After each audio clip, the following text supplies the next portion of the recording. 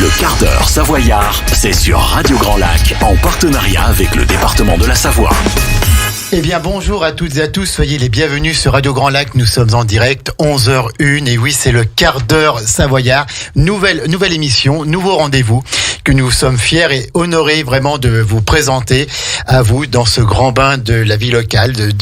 Désormais, tous les premiers vendredis du mois, à 11h, nous nous retrouverons en collaboration étroite avec le département de la Savoie. On va encore dire un grand merci à Hervé Guémard, son président, ainsi qu'à tous les élus du conseil départemental pour leur soutien et leur confiance, puisque voilà, notre média local de proximité a pu obtenir ce partenariat avec la collectivité locale de proximité par excellence, le département de la Savoie. Alors, le quart d'heure savoyard, vous savez que c'est une expression qui est déjà ancienne, qui est ancrée dans nos racines, dans notre histoire.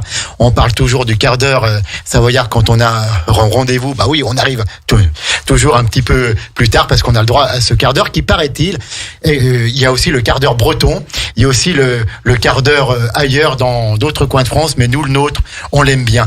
Alors, ce quart d'heure qui va en fait être un petit peu plus long, va nous permettre de mettre en avant, de mettre en lumière les actions du département de la Savoie, puisqu'on sait le département de la Savoie a une politique volontariste depuis déjà de longues années. On pense bien sûr à Michel Barnier, on pense à Jean-Pierre Vial, à Hervé Guémard, et puis même d'autres avant. Bien sûr, on va pas remonter à Fontanet, à Pierre de la Gontrie, mais voilà, c'était juste après-guerre que les élus de la Savoie, puis Louis Besson aussi, ont voulu mettre en place des politiques volontaristes pour développer le territoire, pour développer ce beau département que l'on aime et auquel nous restons tant attachés. Alors, pour cette première émission, nous allons parler du budget citoyen mise en place par le département. Encore une volonté de politique volontariste pour le territoire, et j'ai le plaisir de recevoir Luc Berthoud, qui est déjà venu en tant que président de l'association des maires de l'arrondissement de Chambéry, qui est déjà venu en tant que maire de la Motte-Servolex, qui ce matin est là en tant que vice-président du département de la Savoie. Bonjour Luc Berthoud. Bonjour à vous et à tous les auditeurs de Radio Grand Lac. Alors, soyez le bienvenu, cher Luc Berthoud. Merci. Alors, vous êtes le référent au niveau du département pour le budget citoyen, donc on en parlera dans quelques instants, puis on vous présentera également notre invitée Laurie Durand, qui est une jeune aixoise très dynamique, et on sent qu'il y a du caractère, qu'il y a de la volonté, et ben oui, donc elle a monté un joli projet, et elle a été retenue par le département de la Savoie, on en parlera. Alors, Luc Berthoud, avant toute chose, il faut qu'on présente quand même l'élu qui nous accompagne ce matin. Donc, vous êtes né à Chambéry, Luc. Puis vous êtes dans la vie locale, dans la vie publique depuis déjà quelques années, depuis déjà quelques semaines, comme dirait votre prédécesseur à plusieurs postes. Et donc vous avez démarré sous la coupe de Michel Barnier, de Jean-Pierre Vial, en étant collaborateurs alors qu'ils étaient tous les deux présidents du conseil départemental, du conseil général de la Savoie, et puis sénateur. Pourquoi cet engagement dans la vie publique, Luc Berthoud ? Je crois que ça m'a pris assez tôt, d'abord par des engagements au sein de la scolarité, comme représentant, et puis après, au moment de mes 18 ans, l'élection présidentielle de 81, et j'ai eu cette volonté d'aller écouter l'ensemble des candidats, et puis il y a eu un déclic avec un président qui nous a quitté dernièrement, Jacques Chirac. Et puis après un engagement d'abord comme militant, et puis après dans la sphère de collaborateurs d'élus que vous avez cités, Michel Barnier, Jean-Pierre Vial. Et alors vous êtes dans la vie publique depuis longtemps, mais ce qui vous caractérise un petit peu, c'est cette image consensuelle, c'est-à-dire voilà, vous nous parliez de Jacques Chirac, on connaît vos opinions, mais je crois que vous n'avez pas d'ennemis en politique. En tout cas, on Savoie, tout le monde dit du bien, que peu importe les sensibilités, tout le monde dit du bien de Luc Berthoud, qui passe pour un rassembleur, quelqu'un qui cherche toujours le consensus et qui ne critique jamais, qui est bien aimé de tout le monde. C'est ça un petit peu votre marque de fabrique. Je pense que si on cherchait bien, on trouverait bien un ou deux qui auraient des choses à dire. Mais l'idée, oui, c'est plutôt de rassembler, de faire avancer, mais en se concentrant sur les dossiers, en évitant les querelles de personnes ou de petites phrases. Voilà. C'est pas ce qui fait avancer les choses quand on a envie de bâtir et de faire partager ce qu'on fait, voilà, je pense que la démarche, elle doit être plutôt consensuelle que conflictuelle. Vous êtes vraiment dans la suite des grands élus savoyards. Alors bien sûr, Michel Barnier, c'est tout à fait Michel Barnier qui parle là, mais Jean-Pierre Vial également. Je pense aussi à d'autres comme Claude Giroux, comme Dominique Dore. Enfin voilà, Hervé Guémard. Bien sûr, Michel Bouvard, voilà, vous êtes vraiment un peu l'héritier de tout le monde. Je pense aussi à Michel Dantin. Xavier Dulin aussi, qu'on peut citer. Donc des gens qui veulent faire progresser notre territoire, notre Savoie, en faisant entendre parfois son particularisme, mais en cherchant à fédérer le plus possible pour faire aboutir les projets, parce que c'est tellement compliqué que si on ne fait pas adhérer autour de soi, on ne réussit pas. Ça me rappelle un petit peu le livre de Michel Barnier en 1985. Faire de la politique, c'est s'occuper de la chose publique, de la res publica, et ne pas s'occuper du reste, pas s'occuper des personnes et tout. On a un projet, on garde la ligne d'horizon et on y va, quoi. Voilà. Bien sûr. Je crois que c'est ce qu'il faut, fixer le cap et puis pas en dételer. Il faut être tenace. Voilà. Il faut être consensuel, mais aussi être tenace pour faire aboutir. Et puis donc, vous êtes élu de la Motte de Cervelex depuis 1995 et vous êtes même maire de la Motte Cervelex depuis 2008. Oui, tout ça ne nous rajeunit pas forcément, mais heureusement que un petit mot il y a sur Laurie qui est là pour apporter de la jeunesse, même si je pense qu'on doit pouvoir partager le même dynamisme et le même enthousiasme. Juste un petit mot sur la Motte Cervelex pour nos auditeurs qui écoutent, puisqu'en plus nous sommes partenaires avec la Motte Cervelex à Radio Grand Lac. Un petit mot. Oui, un petit mot. C'est une ville où on essaye de développer une vraie entité, de rester à taille humaine. On a eu l'occasion d'évoquer ici même quelques distinctions, labellisations que nous avons pu avoir. Tout dernièrement, la semaine dernière, le journal du dimanche nous a distingué comme étant dans les 500 villes agréables à vivre. On a même progressé de 38 places par rapport au dernier classement. On a, je crois, cette douceur de vivre dans cette commune, une commune équilibrée entre son territoire agricole, la forêt et puis la partie urbaine et aussi l'économie avec Savoie Technolac. Et 5e commune de Savoie. 4e maintenant, voilà. Depuis ce matin, c'est tout nouveau. Non. Donc, en termes de population. 4e commune de Savoie et une des plus grandes communes agricoles également de Savoie. Oui, 4e commune en termes de démographie avec 12 720 habitants. Et par contre, on reste la première commune agricole de Savoie puisqu'on a plus de 30 exploitants professionnels agricoles. Alors, Luc Berthoud, en 2021, vous êtes devenu vice-président du conseil départemental chargé de l'habitat, de la cohésion sociale et de l'insertion. Ce sont vraiment des domaines qui vous vont à merveille. Vous êtes vice-président de Grand Chambéry en charge de l'économie, de l'enseignement supérieur et de l'innovation. Vous êtes vice-président de Chambéry Grand Lac Économie, c'est-à-dire c'est cette structure qui regroupe Grand Lac et le Grand Chambéry pour s'occuper de l'économie. Et puis vous êtes également président de l'OPAC de la Savoie. Oui. Juste un petit mot sur ce bailleur social que l'on connaît bien en Savoie. Juste un petit mot sur l'OPAC de la Savoie. Oui, plus de 22 000 logements. Donc, on peut considérer que l'OPAC de la Savoie loge 10% des Savoyards, avec encore et toujours ce souci de développer le logement, puisqu'on sait qu'il y a encore des centaines et des milliers de personnes qui attendent, non pas qu'il n'ait pas de logement, mais des logements qui sont pas adaptés avec l'allongement de la vie, avec la décohabitation. Et on a un effort tout particulier à faire, puisque ici, dans le secteur aixois, on sait que quand l'OPAC libère un logement, il y a 9 demandes. Et sur Chambéry, c'est encore pour un logement qui se libère, 13 demandes. Donc on peut satisfaire une famille et 12 qui doivent encore et malheureusement patienter. Tout à fait. Alors pour finir cette petite présentation, votre image consensuelle et rassembleuse a fait que vous êtes le président de l'association des maires de l'arrondissement de Chambéry qui regroupe 151 communes de notre département. Puis vous êtes également le président tournant de la Fédération des maires de Savoie.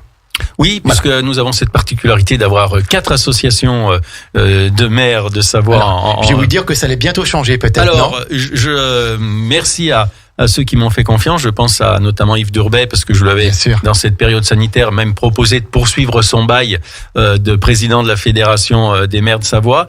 Et puis, du coup, il a passé la main et avec ce défi à relever sur les 18 mois à venir, de fusionner ces 4 associations. Assemblée, c'est une particularité encore savoyarde en France. On a 4 associations. Il faut qu'on arrive il faut que vous arriviez à mettre d'accord les Mauriennais et les Tarins en gros. Je pense qu'il n'y aura pas de souci. Il n'y aura pas de souci. Voilà. Alors, merci Luc, en tout cas, Merci. Luc Berthoud, de nous avoir rejoints ce matin. Donc, nous allons parler du budget citoyen de la Savoie. Avant qu'on fasse une petite pause, je voudrais que vous nous présentiez quand même notre invité, Laurie Durand, association à la Contrée à Aix-les-Bains, qui a été donc lauréate, qui fait partie des lauréats du budget citoyen. Puis ensuite, on parlera plus en détail de son projet. Et Jean-Pierre, je crois que j'ai déjà pas mal mobilisé le micro, donc je propose à Laurie Durand qu'elle se présente elle-même. Ça sera plus agréable pour les auditeurs. Bonjour. Bonjour, parce qu'on vous a pas encore salué, chère Laurie. Soyez la bienvenue ici. Alors, dites-nous qui vous êtes, d'où vous venez et pourquoi vous êtes là. Bonjour, donc je suis vraiment enchantée en tout cas de faire partie de ce quart d'heure savoyard et du coup de vous rencontrer. Je suis Laurie, donc aixoise, et je suis présidente de l'association La Contrée, qui a été donc lauréat suite à l'appel à projet, donc vos projets pour la Savoie initié par le département. D'ailleurs, je vous remercie de cette opportunité qu'on a saisie et qu'on a saisi. Donc la Contrée, elle élabore et accompagne des projets rassembleurs et collaboratifs autour de l'humain, de l'écologie et de l'économie locale. J'ai hâte de vous en dire un peu plus. Eh bien, merci Laurie. Donc, on va parler de la Contrée, on va parler de votre projet, on va parler du budget citoyen donc mis en place par le Conseil départemental de la Savoie. On va parler quand même d'un grand événement qui aura lieu la semaine prochaine, cher Luc Berthoud, les 30 ans des JO d'Albertville. Oui. Bien sûr. Donc avec des manifestations qui sont prévues le 9, notamment un grand feu d'artifice qui est offert par le département mercredi soir, mais avant ça, on va se faire une petite pause musicale. Johnny, qui a été choisi par Luc Berthoud. Johnny qui va nous chanter Je te promets. Nous, à Radio Grand Lac, on vous promet plein de choses, plein de bonnes choses, et avec notamment cette collaboration avec le département de la Savoie. On y va, c'est la musique. À Aix-les-Bains, à Chambéry et bien plus encore, Radio Grand Lac vous accompagne sur le 92.1 FM. Le quart d'heure savoyard, c'est sur Radio Grand Lac, en partenariat avec le département de la Savoie. De retour en direct, toujours sur Radio Grand Lac 92 points, radiograndlac.com pour cette belle émission, cette première que nous avons voulu et que nous sommes vraiment fiers et honorés, heureux même de vous présenter, le quart d'heure savoyard, émission donc en partenariat entre Radio Grand Lac et le département de la Savoie, une émission sur la proximité, sur cet amour du territoire, sur cette volonté de le servir et de le faire grandir un peu plus chaque jour. Nous sommes en présence de Luc Berthoud, vice-président du département, de Laurie Durand pour parler du budget citoyen de la Savoie.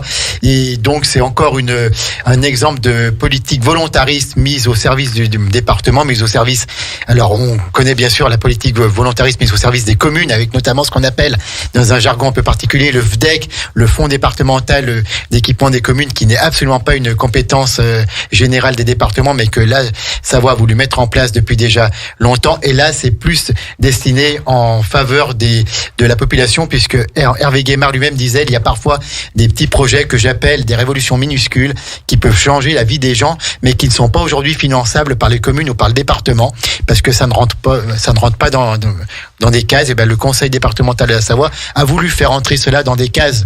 Luc Berthoud, parlez-nous un petit peu de ce budget citoyen du département. Oui, vous l'avez évoqué, c'était une volonté du président Hervé Guémard qui a été accompagné dans cette démarche par Rose Enars, notre ancienne collègue, qu'elle je tiens à souligner le rôle qu'elle a pu avoir aussi, à l'image d'autres départements, même si on est précurseur, puisque on l'a fait assez tôt, et puis la période Covid nous a malheureusement décalé, mais l'idée était de dire qu'on pouvait faire appel à des idées qui venaient du terrain, qui venaient des habitants, d'une façon de s'approprier encore mieux son environnement, sur les compétences qui sont celles du département bien entendu, et ce qui est revenu assez fort, c'est le lien social, intergénérationnel, c'est le développement durable, la culture, le patrimoine, le sport ou les mobilités, mais effectivement le social et l'environnement se sont taillés la part du lion. En fait, ce sont des thèmes qui intéressent nos vies quotidiennes, nos vies de tous les jours au plus proche du terrain. Bien sûr, les compétences du département,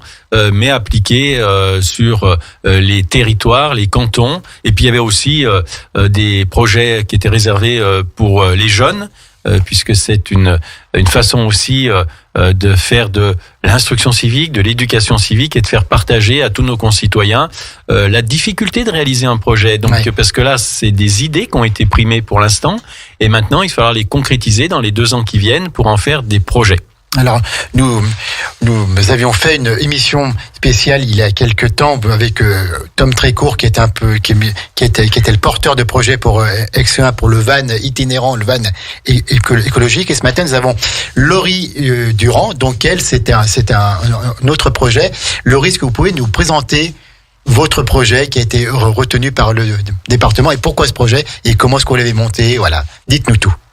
Donc le projet émane en réponse à 3 enjeux, celle d'aller donc la nécessité en fait d'aller recréer du lien humain, celle d'aller sensibiliser en fait à notre environnement, et le dernier aller soutenir notre économie locale par la contrée. La contrée a 2 axes, l'existence des contrées éphémères et celle de la contrée transitoire, qui est la contrée transitoire en fait réunit tout cet écosystème d'artisans, social, qui met en avant du coup cette économie locale, et c'est avec le projet de la contrée transitoire qu'on a appliqué du coup au budget citoyen. Depuis, on s'est mis en action. Ça fait 1 an qu'on a monté diverses activations. Donc l'année dernière, pendant 3 mois, on a proposé du coup la ruelle verte. On allait investir du coup une ruelle mis en avant. Où ça, à Aix-les-Bains. À Aix-les-Bains, au passage Robert Doisneau. Donc la ruelle verte, c'est vraiment la vitrine et c'est vraiment l'essence, le cœur de la contrée, parce qu'on y retrouve à l'intérieur une synergie avec des locales, des acteurs locaux, de la culture, des citoyens et citoyennes qui collaborent, co-créent et qu'on conçoit ensemble pour du coup se rassembler et recréer du lien social qui nous manque cruellement dans cette période de pandémie. Tout à très fait. Belle initiative. Qui nous manquait déjà avant et qui nous manque encore plus. Et du coup, avec la ruelle verte, en fait, l'objectif, c'était vraiment d'aller sensibiliser à l'importance de la végétalisation des espaces urbains. Ça, c'était la première mission. Et derrière cette mission-là, en fait, on retrouve de l'humain, du collaboratif et plein de belles choses. Et cette réappropriation de l'humain, en fait, du collaboratif et plein de belles choses. Et du végétal. Exactement. Donc on a cette première activation qu'on a lancée, la ruelle verte. Depuis donc l'année dernière, chaque mois, on a des temps d'échange mensuels qui nous permettent en fait d'aller à la rencontre des personnes qui veulent s'impliquer localement ou en tout cas sur leur territoire, qui ont des idées et qui souhaitent les mettre en action. Donc c'est vraiment des temps d'aspiration et d'inspiration. Et depuis peu, d'ailleurs mardi, ce sera notre premier événement. On a lancé une série qui s'appelle les rendez-vous inspirants. Donc c'est 4 événements, février, mars, avril, mai, qui abordent les thématiques aussi qui font l'essence de la contrée. Donc mardi prochain, je vous invite à nous retrouver. Donc le 8 février, tous les éléments sont sur notre site internet. Donc là, on va peut-être donner le site internet. la-contrée.fr. D'accord. Donc les rendez-vous inspirants. En février, on commence avec la thématique de l'artisanat, de l'idéation à la conception. En mars, ça sera les espaces partagés, la mutualisation de ces ressources et comment ça peut être. On peut nouer des liens sociaux autour de ces espaces partagés-là. En avril, on aborde le sujet du réemploi. D'accord. Et en mai, on finira avec l'alimentation. Donc les 3 premiers rendez-vous sont sous format de table ronde, conférence, et le dernier s'étalera sur toute une journée. Bravo Laurie, bravo Laurie Durand, présidente fondatrice de l'association La Contrée. Encore un petit mot? Oui. Ouais. Ça, c'est nos activations qu'on met. Plus, hein. Je voulais pas parler tout à l'heure. Qu'on met en place, mais à côté de ça, on travaille évidemment sur l'aboutissement de ce projet de la contrée transitoire en fait. Donc tout à l'heure, je vous présentais les 2 axes, les contrées éphémères. c'est ce que je viens de vous citer. Donc les rendez-vous inspirants, la ruelle verte, c'est des actions qui impactent. Et ensuite, on a la contrée transistoire qui là prend plus de temps, donc avec de la chance, on a 2 ans, ce qui nous laisse le temps de bien consolider, d'aller ainsi que les partenaires et les acteurs locaux, parce qu'on ne sera pas tout seul à monter ce gros projet. Bravo Laurie.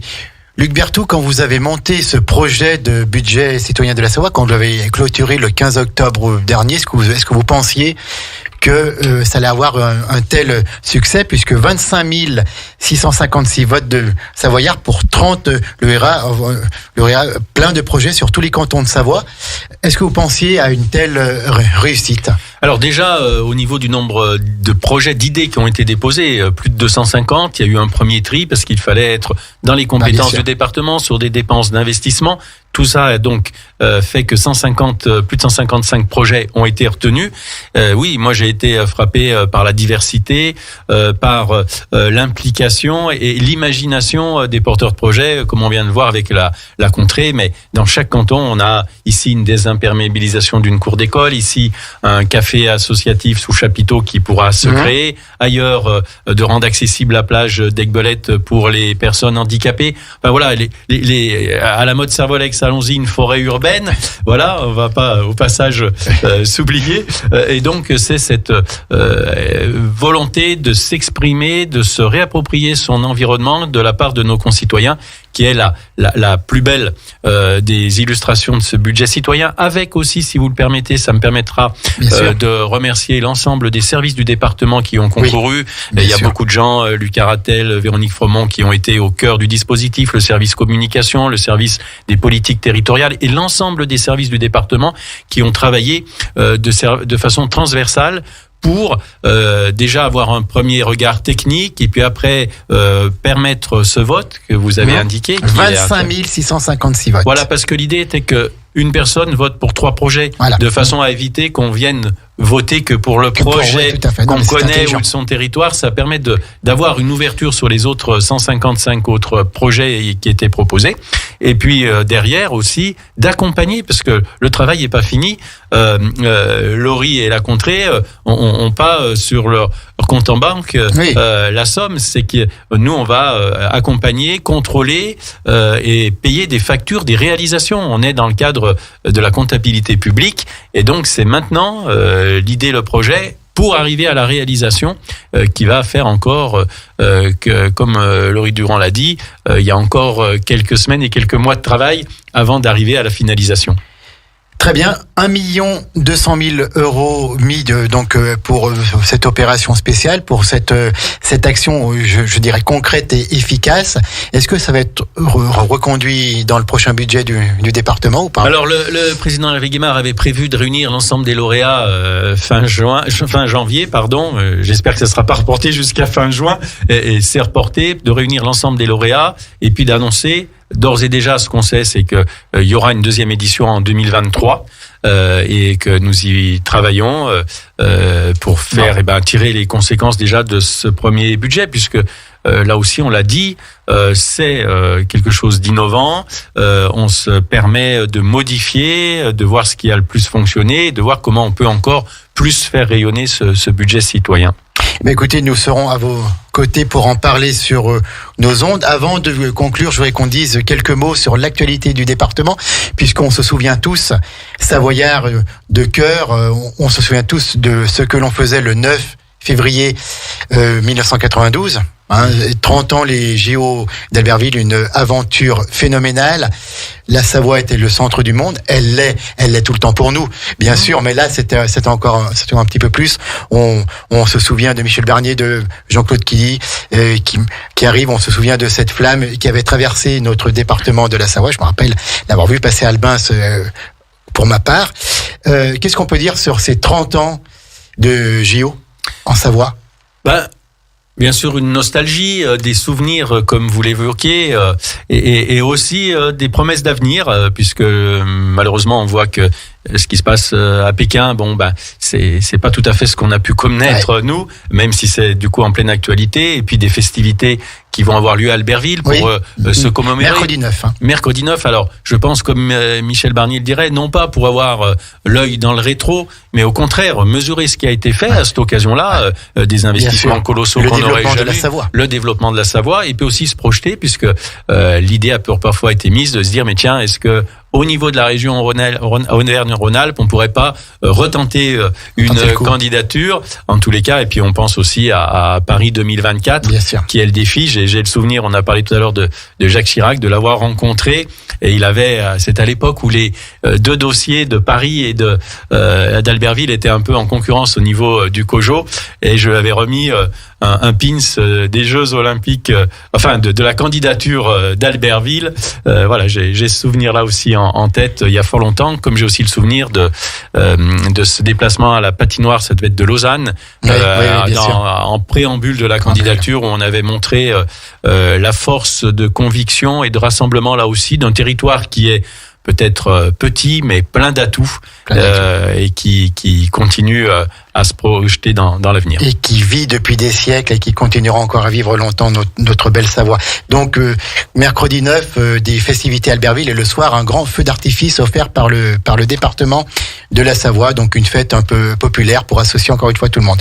Le temps presse, mais je voudrais quand même qu'on dise un petit mot sur le lancement de l'appel à projet 2022, la Savoie couleur du monde, puisque la politique de la Savoie est aussi solidaire, tournée vers les pays les plus pauvres, les pays qui sont dans le besoin, Haïti, le Sénégal, etc., à travers Pays de Savoie solidaire. Et je salue Mireille Montagne si elle nous écoute. Est-ce que vous pouvez nous dire un petit mot sur ce lancement de l'appel à projet La Savoie couleur du monde? Oui, Mireille Montagne, qui je pense en plus est aixoise, elle a cette qualité supplémentaire, donc elle ne peut que nous écouter, saluer son travail et de tous les administrateurs de Pays de Savoie solidaire, qui est une association qui permet au département de développer des partenariats avec, effectivement, vous l'avez cité, Marchand des Salines en Haïti, avec Bignona au Sénégal, et puis prochainement, on l'espère, cette année 2022, avec des engagements du côté de la vallée de la Bekaa au Liban. Et couleur du monde, c'est aussi tourné vers l'ensemble des autres pays où le département accompagne les porteurs de projets humanitaires, caritatifs, et notamment aussi en direction de la jeunesse, puisque je crois que le département aussi de la Savoie a longtemps été et poursuit d'être innovant en politique jeunesse, avec un conseil départemental jeune qui continue de se développer. Et là aussi, l'idée est de faire les citoyens de demain, de permettre des belles rencontres, à l'image du budget citoyen qui, moi, me permet d'avoir ce matin, avec les dernières rencontres, de connaître plus particulièrement 5 de ces projets lauréats, et qui nous permet de dire que là aussi on a du travail devant nous, mais dans l'esprit que Laurie a indiqué, d'être toujours dans la proximité, et puis le respect le plus vertueux qu'on puisse avoir de notre environnement. Merci beaucoup Luc Berthaud pour votre présence ce matin dans nos studios. Merci Laurie Durand. Merci. Et donc on va continuer à suivre aussi la vie de la contrée. Puis vous savez que si vous voulez venir parler même plus spécifiquement de la contrée, les studios de Radio Grand Lac vous seront ouverts. Mesdames, messieurs, chers auditeurs, voyez même le titre de notre émission, le quart d'heure savoyard, il dépasse un petit peu. Il est 11h33, nous sommes toujours en direct. Je voulais simplement, avant de conclure, dire un immense merci à tous les membres du service de la communication et du cabinet du président qui nous ont été, Nicolas Martrochard, mais il y a aussi Véronique à qui on souhaite une bonne fête aujourd'hui, Florian qui est présent avec nous, puis j'ai une pensée pleine d'affection pour Valérie, parce que si on en est là aujourd'hui, elle l'a voulu aussi, donc je la salue Valérie, je l'embrasse bien fort. Merci à toutes et à tous. On se retrouvera le 4 mars avec un nouvel invité, avec une nouvelle thématique sur le département de la Savoie, avec toujours cette même volonté d'agir au plus proche, dans la proximité pour ce département, pour ce territoire de Savoie, pour cette province de Savoie que l'on aime. Ne quittez pas, restez bien sur Radio Grand Lac à 12h30. Julien nous retrouvera pour c'est une autre histoire. L'émission d'histoire, une fois par mois aussi, le premier vendredi du mois. Aujourd'hui, on va nous parler de la bataille du Pacifique, de la guerre du Pacifique en 1945. Et dans 2 mois, je crois qu'il nous fera un petit exposé sur l'histoire de la Savoie. Mais il nous en dira plus tout à l'heure. C'est à 12h30 à 13h30. C'est aussi en direct. Et puis, d'ici là, c'est la playlist musicale 92.1 radiograndlac.com, votre grand bain de la vie locale, où on va plonger tous ensemble avec le département de la Savoie. Merci à toutes et à tous.